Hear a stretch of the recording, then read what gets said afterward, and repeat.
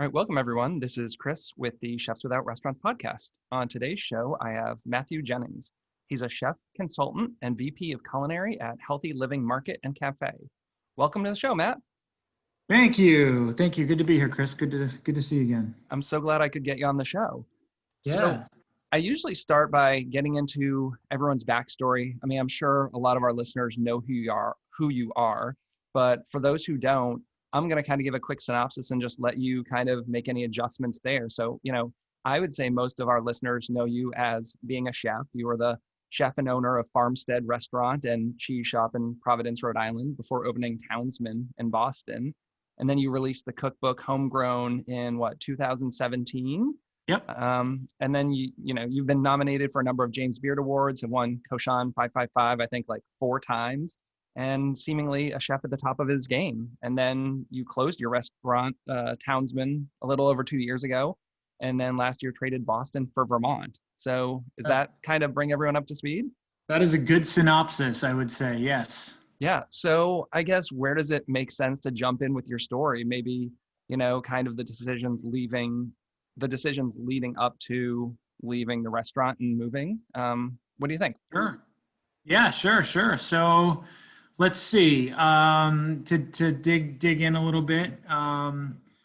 We've now been in Vermont here for a year. So it was a year in July. And I guess I would just kind of say that it's been a long time coming. My wife is from here originally. And I went to college here. I went to the New England Culinary Institute back in the 90s. I'm dating myself now. Back in the 90s. And, I loved it back then and always kind of had a great appreciation for the Vermont food ecosystem and, had a lot of experienced a lot of firsts here in my food world, my food path, if you will. Set of experiences. And so I had a connection here. And then I ended up spending, some time here, obviously with my wife being from here, and lived in Stowe for a while. And so it was just kind of always, a place that we loved. And so eventually with the way things, kind of happened with Townsman and our decisions to leave the city, we felt like we were freed up and had the chance to come here. And so here we are. It's a beautiful place and ton of incredible food, and just feel blessed every day, particularly given the current climate of the world, to be in such a amazing spot. Yeah, most definitely. I mean, being from Massachusetts, I follow the Boston scene pretty closely. And I mean, it's like all major cities, but right now it's such a big hot mess of things. And I can't imagine having a big restaurant in Boston or any major city right now. It's so tough. Yeah, it's definitely been an eye-opening year for everyone, I know, but particularly for the hospitality industry, as so many people that listen to your podcast are very aware. Yeah, and I think my kind of decisions precluded, obviously any COVID that was coming down the pike. My decisions were more based around my own personal health, which was not good at the time. And, other extenuating, challenging circumstances with the restaurant. And honestly, just trying to be a dad, right? Trying to be a good dad, be a good husband, my priority list changed. And I knew that I needed to focus on myself and my family and my well-being and the well-being and health of my family. And so after having that revelation, it just kind of drove me to say, what am I chasing? And what do I need to be chasing? And maybe I should be chasing quality of life instead of accolades and quote unquote success, right? And so it just kind of changed my whole entire outlook, and I started putting things in place to make those changes. And some were easy and some were not, but I'll tell you kind of, retroactively now looking back, And, I'm literally watching right now the chickens outside my window run around, and I'm feeling pretty damn blessed. So you've lost a lot of weight, like 200 pounds. Is that about right? Yep. Yep. I got to a point in 2016 where I was about 405 pounds, drinking a lot, falling down the kind of like, you know, just, uh, chef lifestyle, right? Like stereotypical situation of just too many late nights, too many bad decisions, all that sort of stuff. Drinking drugs. I had some major anxiety disorders. I had, I was in the hospital for a little while. I just wasn't well. And so, I had some coming to God moments, and one of them was actually in New York City. I was going down to do a taping of CBS This Morning, and I left the restaurant at about 2 a.m. after closing up. Got home, crashed for a couple hours, woke up to get a 6 a.m. train out of South Station, threw a bunch of clothes in a bag, and went down and jumped on the train. Got to Manhattan in my hotel and opened my suitcase and realized that I had only packed socks and underwear, but no clothes, just because I was so exhausted and out of it. And I remember running around Manhattan, having to kind of go on CBS in a couple hours and having no clothes, and having a panic attack and crying because I couldn't just walk into any store and buy clothes, right? Because I was huge. And I remember that just kind of feeling of anxiety, and I decided kind of at that time it was time to change my life. And I remember coming back on the train after that and seeing my wife and saying, all right, today it starts. I don't know what that means, but I'm going to get my health back, and we're going to change our lives. And I'm going to, kind of put restaurant career on hold to figure out how I can be better to myself and better to you and better to the kids. Yeah, it sometimes takes one of those moments. I'm actually right now trying to be a lot healthier, and I'm down 25 pounds this summer. And it's Wow, been, congrats. thank you. It's been really hard, but similarly, I was in the 280s, but this past spring we went to Disney for vacation, and we went to Universal, and I got on the line for the Harry Potter ride with my family, and we waited God longer than I want to talk about. And I get all the way down there, and I could not fit in the damn ride. Like, we sat down and they pulled that lap bar down, and I could not buckle in, and they needed to Yeah. stop that thing and kick me off. Like, that kind of Oh, shit. Like, I mean, there's a lot of reasons before that should have been the change, but like, yep, you're enjoying this moment with your family and you're like, wow, I am too fat to ride this damn ride that I've been waiting in yep, 2 hours for line, yep, and just things like that. You're like, this isn't working for me. Like, something needs to change. So, for me, yeah. it's I'm walking and running at least 5 miles a day. It's counting calories. It's like doing all that stuff. But, it's been a hump, but I'm dedicated to making it work this time. That's great. That's great. I mean, it's amazing. I'll never forget the first time I had to ask for a seatbelt extender on an airplane. And like, I totally justified it to myself, right? Like, oh, not all airplane seatbelts are the same length. And like, maybe this one's just short, and like, blah, blah, like you do those things to yourself and you kind of convince yourself that like you're okay. And then you just have at some point, like, some gutter moments where you're like, wait a minute, this is not okay. And I think for me, it was particularly because I was watching it affect like the relationships around me, like my marriage was, challenged. My, fatherhood was a challenge, like, all those things. And when your kids start, I don't know if like, anybody out there listening has children, but like when your kids start calling you out, that's when the shit gets real, And like any parent, I don't care who you are, like you are, you know, completely desensitized if you don't feel something when your kids call you out on not being healthy or not getting a FaceTime with them, or, whatever the case may be. So yeah, it was time to downshift, man. And, it is what it is. Like I ruined some relationships, right, because of that decision, for sure. But I knew that I had to take control of my life. So it was kind of, live healthily and live well and take care of myself. Um, and by that, I could make sure that everything was good for everybody else, or it was, not. And then, the ramifications of not taking care of yourself also have obviously, other, have tributaries into all of your relationships with everybody else. So if you're not good, nobody else is good.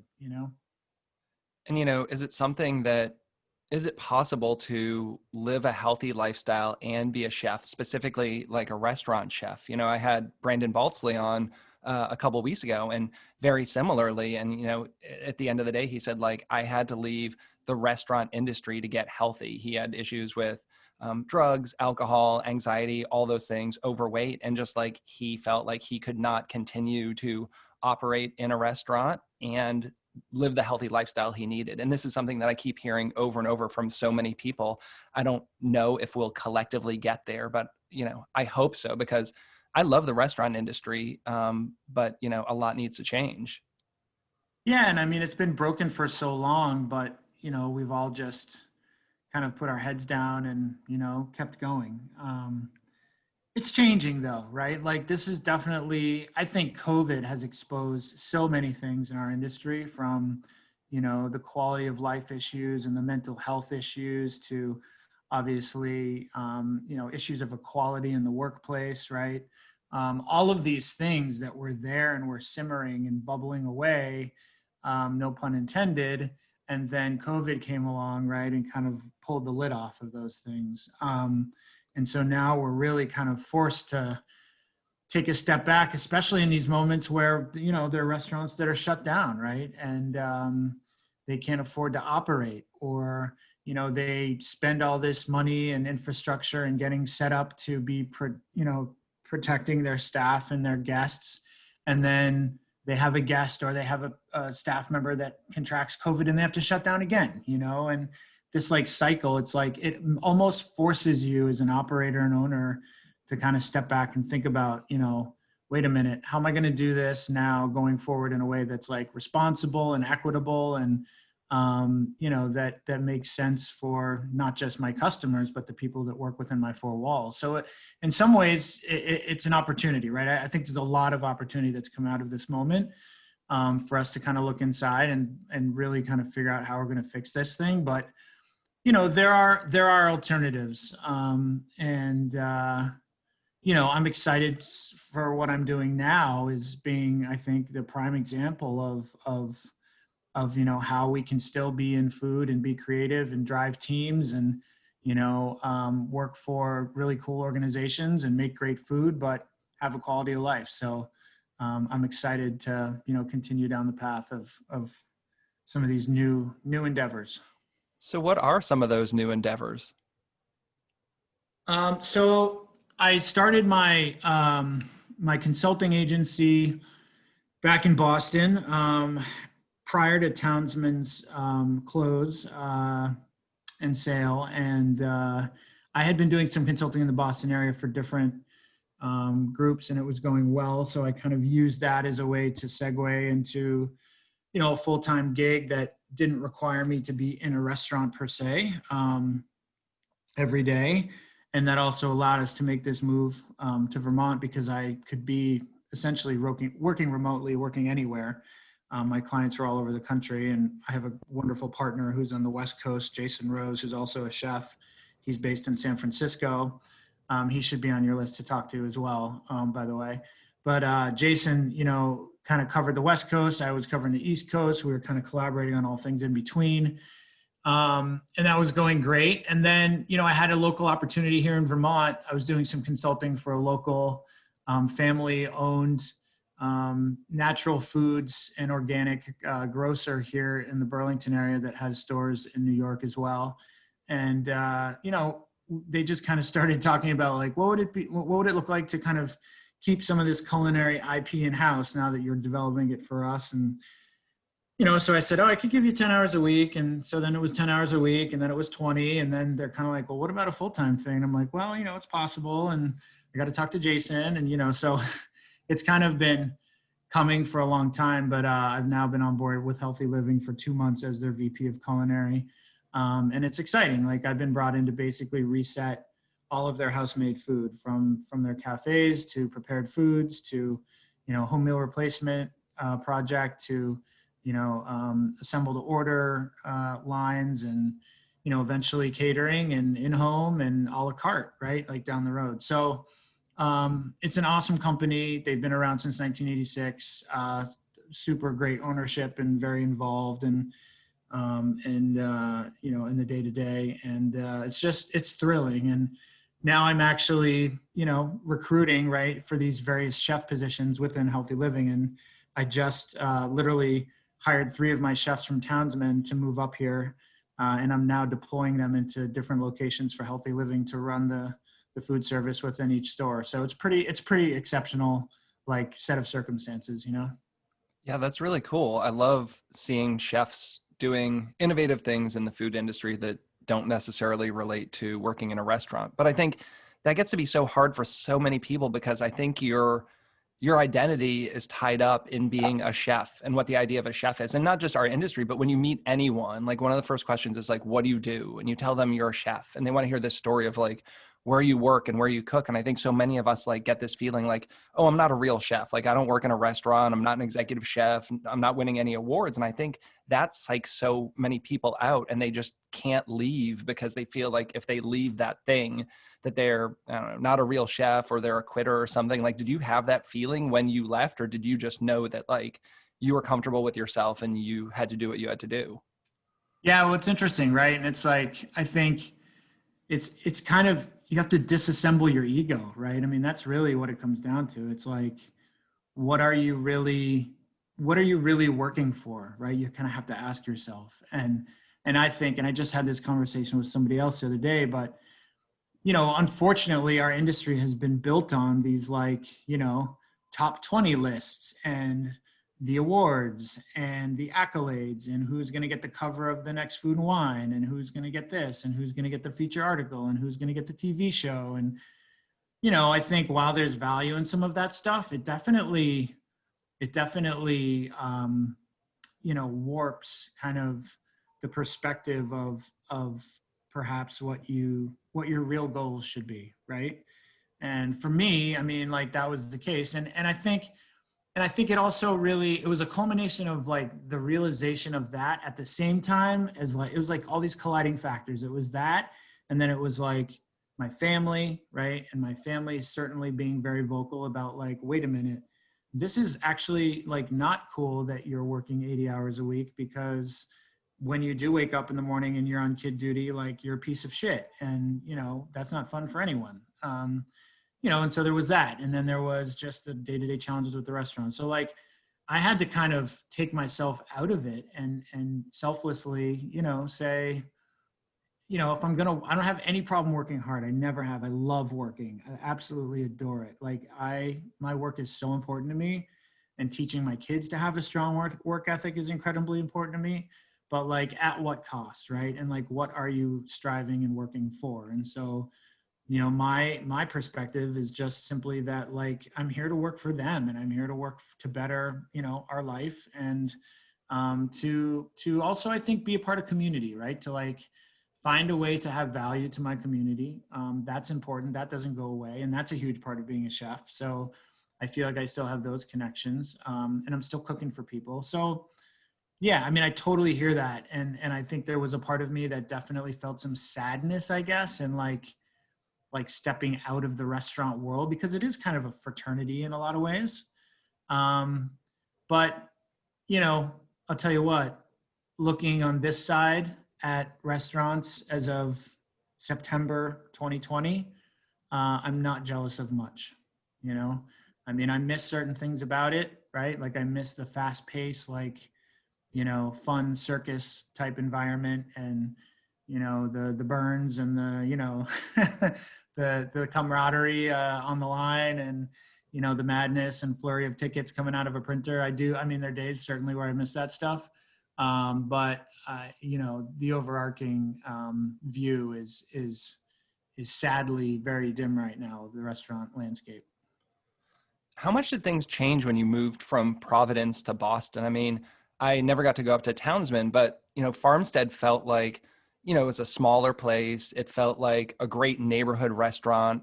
I'm guessing you weren't doing nearly the covers there that you ended up doing in Boston. Like, did a lot change from the amount you were working, the stress, all that stuff when you moved or not? Or did it kind of stay the same? Yeah, no, it was definitely, I think a lot of people looked at it as like, again, kind of the pursuit of more notoriety, which is not what it was for me. It was kind of, Boston was my home. I'm from there. I wanted to move back there. I wanted to raise my kids there. It was important to me to like, take them to Celtics games and like, be able to hang out, in the public garden and do all those, great things I did growing up. But it was also, I'd be lying if I were to tell you that we weren't trying to leverage, right, like the reputation. Like I think we had a great reputation in Providence. We had a very devout following. And, when you have people that come in your restaurant when you're a 34-seat bistro and say, hey, I've got this big, fancy, shiny 24-story building in downtown Crossing, in the middle of Boston. Would you like to come open a restaurant there? It's kind of hard to say no, that makes you feel pretty good. And again, I think that's like the ego thing, right? So, I definitely, while I was in complete control of that journey and I don't deny any responsibility, that ship was pulling out of the station and it was hard not to jump on board. You know what I mean? So it seems like you're happy doing what you're doing now with the consulting and all those things like that. But any thoughts about future endeavors of restaurant or some such thing? Yeah, so I drive my wife crazy because, I mean, you know how it is. It gets in your blood. You can't get it out. Um, I am definitely going to do something. I don't know what it is. Like, I knew that I wasn't going to open a restaurant, quote unquote, restaurant in Vermont, right? Like, I think those days of like finding a space to lease, negotiating that sort of a deal, and putting a huge investment into a space that I don't own, all of that sort of stuff is behind me. But we bought this amazing little property here in Vermont that had been kind of abandoned for a few years. It needs a ton of love. But the reason we bought it is because it has this amazing barn. And the woman that owned it before us was a cake decorator. So she built a commercial kitchen in the barn. And so I saw that and I said, well, there it is. Like, it's here, it's on our property, it's containable, it's controllable. I can turn it on when I want, turn it off when I want. And I can still be in food. And so, so we're working on a launch probably May, June next year of Red Barn Kitchen, which will basically just be myself, my wife, who's a pastry chef, and just the two of us kind of in there. And hopefully we'll see what COVID will allow, but the goal is certainly some catering, some meal delivery, some kind of chef CSA subscription type, deliveries, and then about 20 seats in the barn. So that's the goal. But, who knows what's going to happen between now and then. So. Yeah, that's exciting. I saw it pop up on Instagram a couple of weeks ago. I was like, what's this? And then it's, pictures of this beautiful space. You even have some of the kids out there and the animals and stuff. And it seems like just such a chill, slowed down lifestyle from like what I'm doing right now and what I'm used to. Yeah, it was just, I mean, don't get me wrong. It's a luxury to be able to, right, like make that sort of a decision about your life. But, I think it's part of that prioritization process for us. It's like this way we can still be in food. We can kind of be open a few days a week if we want, and we can get the kids involved. And, I mean, my goal long-term is that they're helping run it and they're seeing what it takes to kind of, bring a vision to life, right? Like that's important that they understand the work that it takes to put into something that you love. But it's also feels a little bit more safe that way, so we'll see what happens. I'm actually like literally I'm talking to you right now with drawings for, the architect's rendering spread out all over the dining room table. So it's starting to get real, and it's going to be an interesting juggle because I've also got, my full-time gig with Healthy Living and Full Heart, and now this. So no downtime. So are you going in like cooking with Healthy Living? Like, do you have a test kitchen you're working out of? What's the kind of workflow for that look like? Yeah, so Healthy Living's got two locations right now, one in South Burlington, one in Saratoga, New York. The one in South Burlington is 34,000 square feet. The one in New York is is also 34. And now we're about to open two more stores that'll be about 18,000, and then some more after that. Each of them have a cafe and a kitchen in them where they do all of their house-made food, which I've now brought my guys up to help run.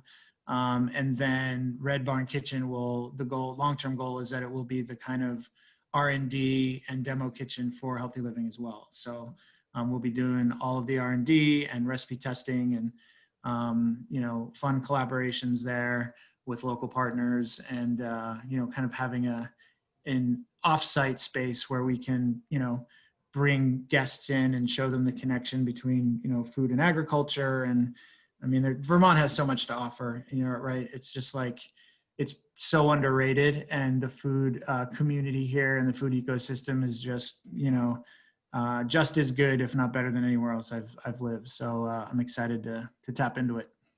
I don't know that I've ever eaten in Vermont, like in a, like a regular restaurant. I used to go camping there a lot when I was in Boy Scouts, but I think I need to take a trip up there. And my wife's never been, so we've talked about going up to New England and hitting all those places my family's never been. So I think once this COVID thing chills out, we're going to take an epic road trip, hopefully next year sometime.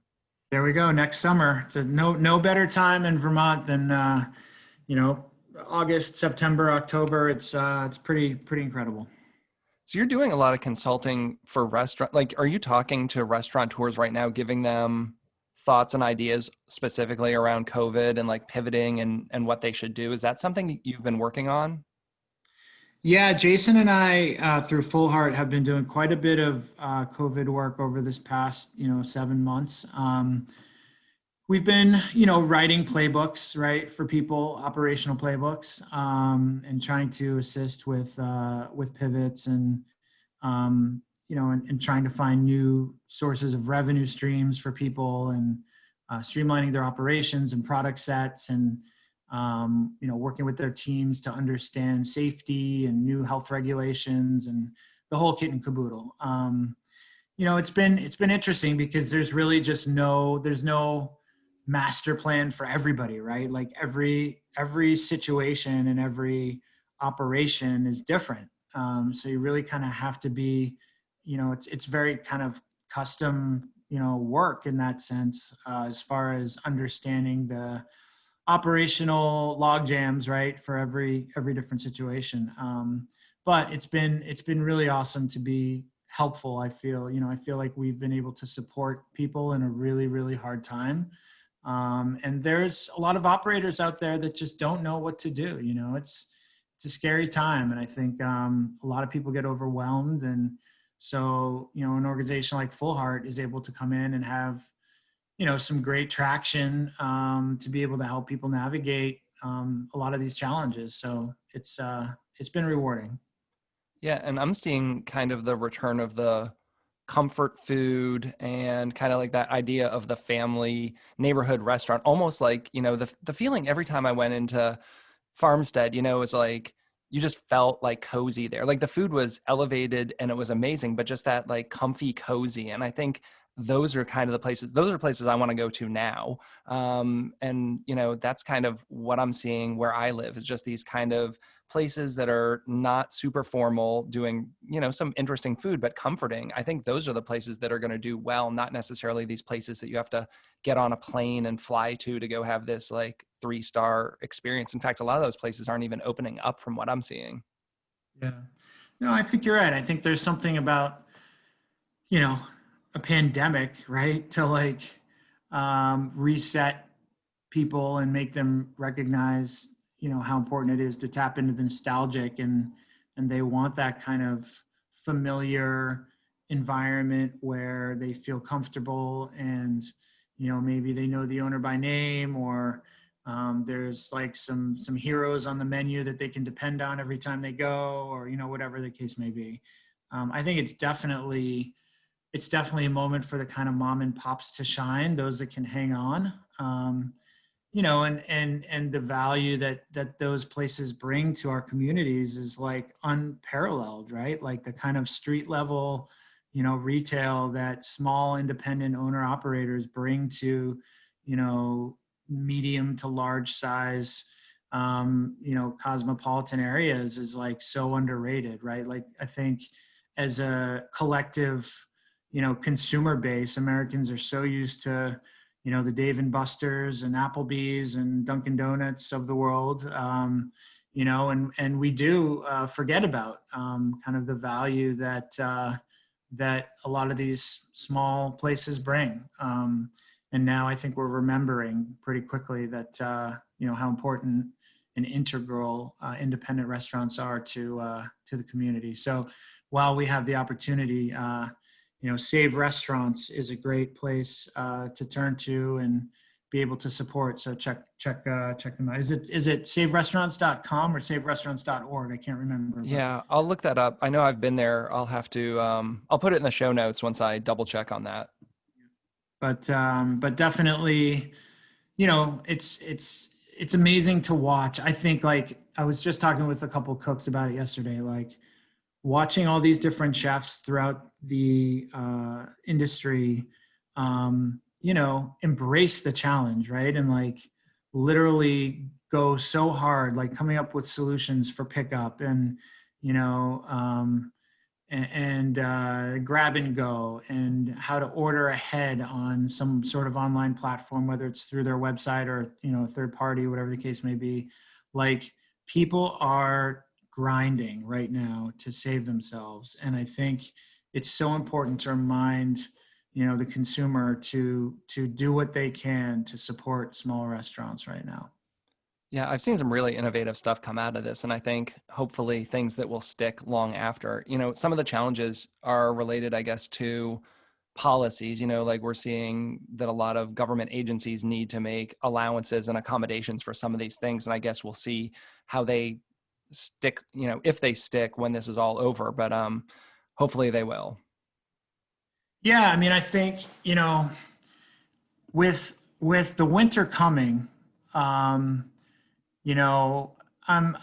getting nervous again, right? I think we had this moment over the summer where there was a little bit of a breath of relief that, we could, restaurants could open patios, we could put outdoor dining out, we could embrace the warm weather and utilize that to our advantage, at least to make whatever revenue we could while, quote unquote, make hay while the sun shines, right? Now that we're headed towards wintertime again, and in most areas of the country, that means limited capacity for outdoor dining. It means, having to figure out what indoor dining looks like. I just read the other day that New York is, I don't know if they passed or they're considering like no indoor dining until there's a vaccine. Like that's a death sentence, that is a total death sentence for restaurants. So like now I'm starting to get a little nervous. And I know that chefs and restaurateurs across the country are too. I think without some sort of legislative assistance on either, well, definitely state levels, but particularly the federal level, there's going to be a lot of people that are in trouble. So I'm really hoping that something gets worked out on the Hill and that, we can see some sort of relief for hospitality. Yeah, absolutely. A question about your cooking. How much has the way you cook changed over the past couple of years? Like, are you cooking healthier? If you were cooking professionally, or when you do, is it like a healthier type cooking? I think of you as like great charcuterie boards and all these things. You've always done a great job with vegetables, but like how much has the way you cooked changed also kind of based on the way you have been eating? Yeah, I mean, that's a great question. I think that the only way it's really changed for me is like there's less of a focus on the kind of the gluttony, the adventure of gluttony, right, that dining can be. the kind of like bone marrow on everything and roasted whole lobes of foie gras and, entrails and, butter everywhere and rich demis and right, like classical stuff. Like I still have a huge love for all those things, but I would say that it's a little bit more nuanced now. I really do love to focus on bright, clean flavors. I love acid in dishes. Like this time of year, my goal is to like do as little as possible to the ingredients if the ingredients are of quality. And just really let the kind of food speak for itself. I think for me, like I definitely, there was a part of like the old me, if you will, that was like, how many, fried cutlets can we fit between two waffles to make a sandwich type situation? And, I don't necessarily think that way anymore. But really, for me, I think moreover than that is just the way that I eat. So I've really changed the way that I eat, and I'm focusing on, there's admittedly, the reality is that there's just, there's things that do well with my system and things that don't. And I've come to recognize over the years that, dairy is hard for me, gluten is hard for me. And sugar is like, my nemesis. Like I have such a sweet tooth ever since I quit drinking. I love sweet things. So I'm just doing my best to like, stay focused and eat well. I definitely don't succeed every day, but hopefully I make up for it with a run. So. Yeah, same. So is there anything you want to share before we jump into like the last kind of quick fire questions? That's my hound. Sorry. I don't think so. I think this is great. I think you're doing a great job. Thanks so much. All right. So do you have a favorite dish or so from all your years of cooking? Is there something that you go back to, especially at home? Like what is something that's just comforting for you that you really enjoy cooking? And maybe you hate this question because I know a lot of chefs, it's not quite the what's your signature dish, but kind of. No, I think it's a great question. We're a big pasta family. We find a lot of comfort in pastas.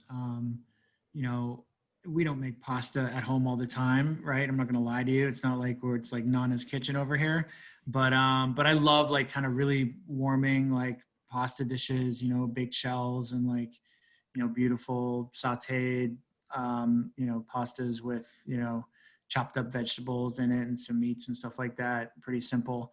I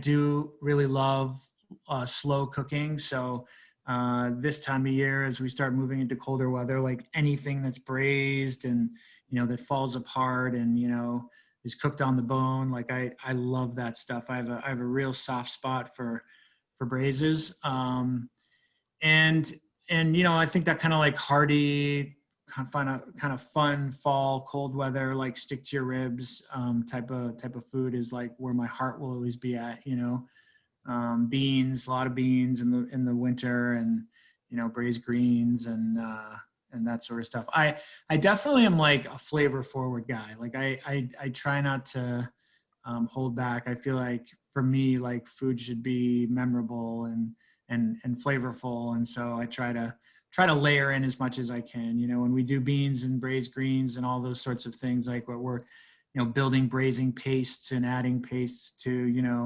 the pot and, always like saving liquors and, just really trying to constantly like figure out how we fortify as much flavor as possible. I love those moxie beans from the cookbook. Yeah. The moxie beans are fun. I still make them. It's they're addictive for sure. I like making them.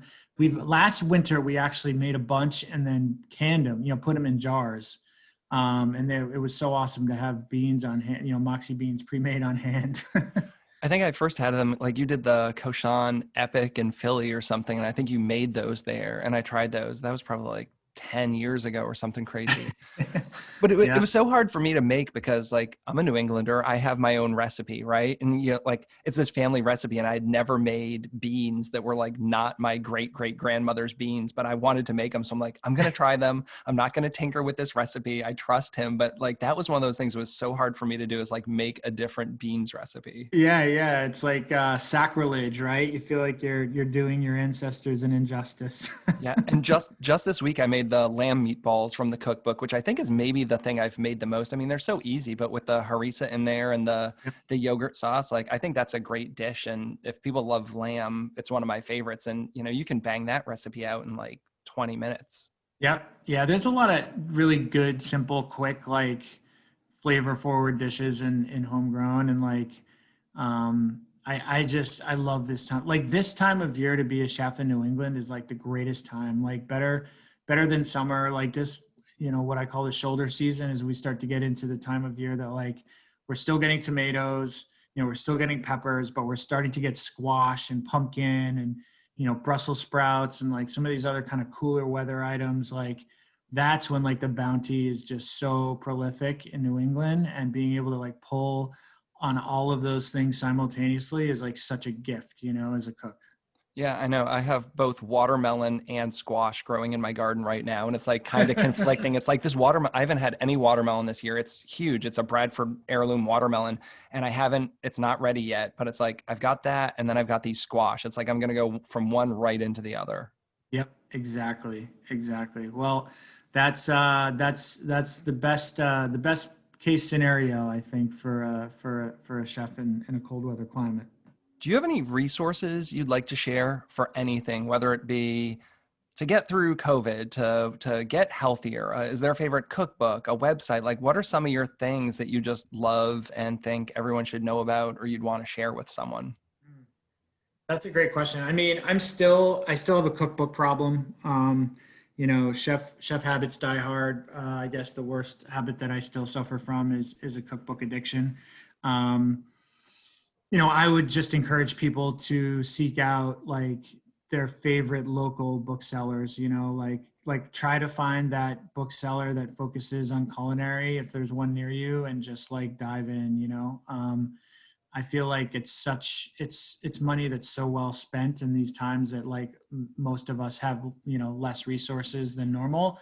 Cookbooks still do that thing for me. They still scratch that itch. Like you know, I get a new cookbook and I just get like a kid on Christmas Day, and I get so excited and I flip through it and I think about how I will adapt recipes and, you know, view things differently, but still use some of those concepts. And like, you know, Celia at Omnivore is like a huge, like I'm a huge fan of hers, and she and I talk all the time. And, you know, I think like finding somebody like that you connect with when it comes to, you know, cookbooks and the culinary world is like, it's a great resource, you know. It's cookbook season already. I've seen a couple start to come out the past week or so, and I love this time of year, but there's way too many. I feel like I pick up like 20 cookbooks from September to November, right? Yeah, exactly. Exactly. Um, I was talking to one of my friends and told him I had this thing coming up, and I said, "Do you have any questions?" And he said, "Ask him what his first tattoo was." Do you remember what your first Ah. tattoo was? Yeah, my first tattoo is actually I got when I was, how old was I? 18 maybe. Um, I was a freshman in college, I think. It was before I went to culinary school. I was at Hampshire College in Western Mass, and my buddy at school, his brother went to Bard in New York and was a Asian studies major and had learned how to grind his own ink and like build his own tattoo needles in like a classic Tibetan, you know, way. And so I opted to be one of his first canvases, and probably foolishly so, but he did one of those kind of hand poke tattoos on my ankle, and that was my first tattoo ever. And I think yeah, I got bit by that bug in that moment. And there's such like a memory of place, you know, when that all went down, and I was like in New Jersey on spring break with my buddy and his brother, and like, in the attic of their house, and like